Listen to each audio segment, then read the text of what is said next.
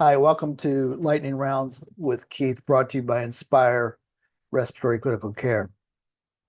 If you've watched these before, we typically try to keep these to less than 5 minutes so they're really easily digestible and easily shareable, and you can watch them like that. So to get into it really quick here, today's topic is VBG versus ABG, arterial blood gas analysis versus venous blood gas analysis. And I'm gonna tell you that I think that in almost every instance, a VBG will suffice when you're looking for a patient's acid-base balance.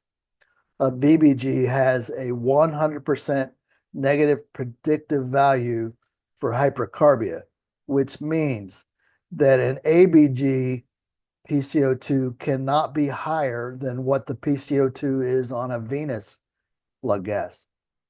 So that being said, what's the difference? If I do a venous blood gas on somebody, I draw blood from any venous access on the patient. It could be a peripheral IV, a central IV, any venous access, and the pH will be about 0.03 lower than what the ABG would be. So if you think about that for a minute, if a VBG is 7.40, then an ABG drawn at the same time would be about 7.43. Is that enough difference to make an argument that you should get a VBG? No, I don't think that it is.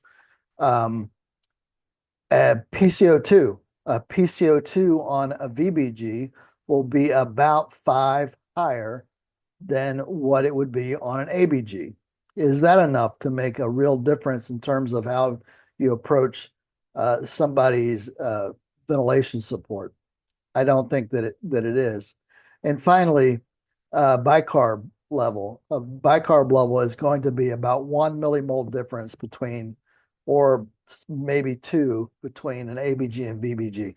Again, not enough to make a difference in terms of how you manage a patient. Now, what about the oxygenation status? Of course, we can't make any determination on someone's oxygenation status based on a peripheral VBG analysis. That being said, how often do we really need to know what somebody's PO2 is? Now, if you look at the latest data about targeting a specific PO2, um, the latest that comes to mind to me is the paper that targets a PO2 of 60 and a PO2 of 90. And when that data was collected, there didn't seem to be any difference in outcomes, any difference in mortality between patients where a PO2 of 60 was targeted and a PO2 of 90 was targeted. So,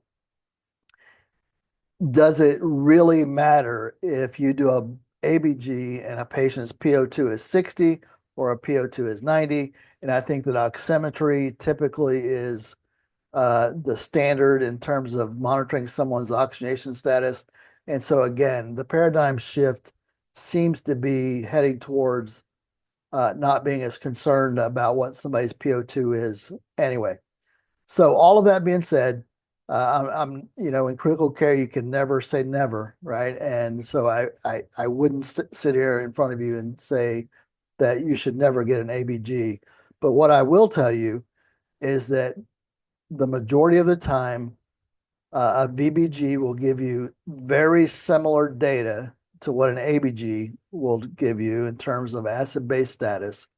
And the difference almost always won't make a difference in terms of how you manage your patient. So they're probably safer if there's a venous line already available to draw blood off of. They're safer in terms of not exposing the patient to an arterial stick, not exposing the patient to the pain and the potential complications of doing an arterial stick. And so I'm here to tell you, next time you are asked to do an arterial blood gas on somebody, or you feel like you need to get one, think about whether or not that data that you're getting ready to obtain is really going to be more helpful than just getting a venous blood gas. Do a literature review. There's data out there. You can search for our paper that's almost 10 years old now. You can just search my name and look for VBG versus ABG and look and see what we came up with there. Thanks for listening. Have a good one.